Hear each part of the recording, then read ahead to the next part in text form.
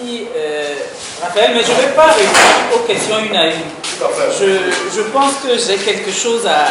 Enfin, il y a quelque chose de général que je voudrais reprendre d'abord. Lorsque nous avons fait notre forum en octobre, il s'agissait de nous pour nous de dire à chaque citoyen, fais ta part. Et je crois que c'est ça le vrai problème. Chacun croit que c'est l'autre qui doit faire ci, il n'y a qu'à faire ça, vous n'avez qu'à faire ceci, etc. Ceci ne vient pas, ce n'est pas un reproche en tant que tel, c'est parce que le citoyen togolais, on lui a dit qu'il n'était bon à rien. On lui a fait croire qu'il n'était bon à rien, puisqu'il y avait des gens qui avaient toujours des idées à sa place. Ce que nous voulons faire comprendre aux gens, c'est que chacun peut faire sa part. Prenons l'histoire de la traduction. Mais chacun d'entre nous ici a au moins une langue nationale. Et si quelqu'un qui est ici a compris quelque chose, dans son quartier, dans son village, etc., vous n'avez pas besoin de revenir à nous pour que nous cherchions des traducteurs pour aller, etc. Donc si chacun faisait sa part, c'est la même chose pour l'information. Les journalistes, excusez-moi, je vais le dire, de journalistes véritablement formés, il n'y a pas légion au Togo.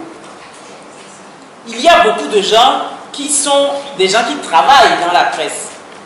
Et avec la facilité des réseaux sociaux maintenant, je peux me lever tout de suite et créer un organe en ligne et écrire ce que je veux.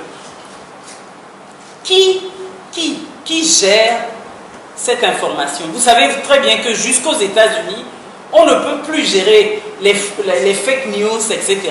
On n'y arrive pas.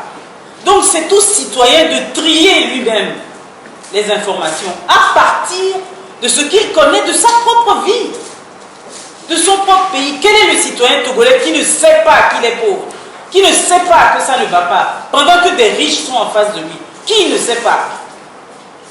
Qui ne sait pas que quand il va à l'hôpital public, il n'y a rien? Qui ne sait pas qu'il ne peut pas scolariser ses enfants?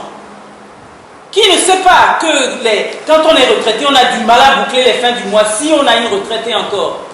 Qui ne sait pas que dans son coin, les ressources minières sont exploitées, mais que l'argent ne revient pas aux populations? Qui ne sait pas que être agriculteur, ça ne permet pas de vivre et de faire vivre sa famille? Tout le monde le sait. Donc si on le sait, on doit chercher soi-même à qui profite tout cela. Nous n'avons pas besoin de le dire. Chacun n'a qu'à faire sa part. Tout le monde est doué de raison, d'intelligence et tout. On ne peut pas demander tel autre va faire. Maintenant, aujourd'hui, à chaque fois nous réagissons, il y a deux types de réactions. Il y a la réaction à une situation immédiate, qui est celle que nous avons aujourd'hui, avec la feuille de route, avec la CEDEAO, avec le fait qu'on demande recensement 3 jours, etc. Nous venons vous présenter notre position à ce sujet parce que c'est urgent que nous le disions. Mais expliquer maintenant pourquoi il n'y a pas la démocratie, etc. et tout, mais vous pouvez, monsieur, vous-même, vous donner, je viens de vous dire, vous pouvez vous-même vous donner les raisons pour lesquelles ça se passe comme ça. Et enfin, c'est tellement important que la pression ne passe pas derrière le corps. Ah bon? De celui-là? Oui,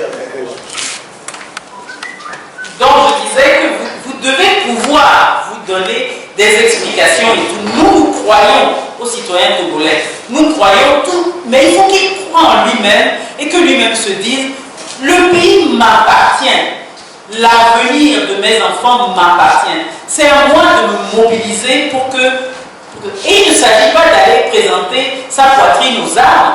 Il s'agit d'abord de parler. Il s'agit d'abord de parler, de s'informer, de poser des questions, de discuter et de dire mais ceci ne va pas, ceci ne va pas, ceci ne va pas. Quand il y a quelque chose qui se passe à l'école, mais dites que ça ne va pas, allez voir l'enseignant. Allez voir, mais dites d'abord votre point de vue dans l'école qui est à côté de vous.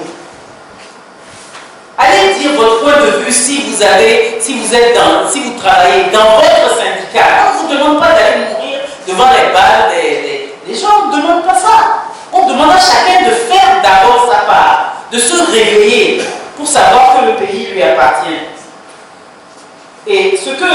je voudrais ajouter, c'est que nous ne pouvons pas ici discuter de tous les moyens d'action possibles.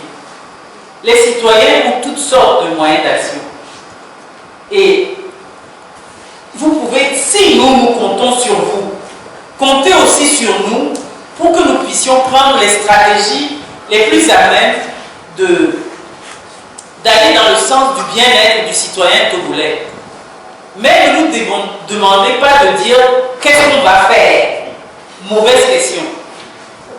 Nous ne vous répondrons pas sur les recettes, qu'est-ce que vous devez faire, mais qu'est-ce que nous allons faire. Nous n'allons pas répondre à des questions de ce type.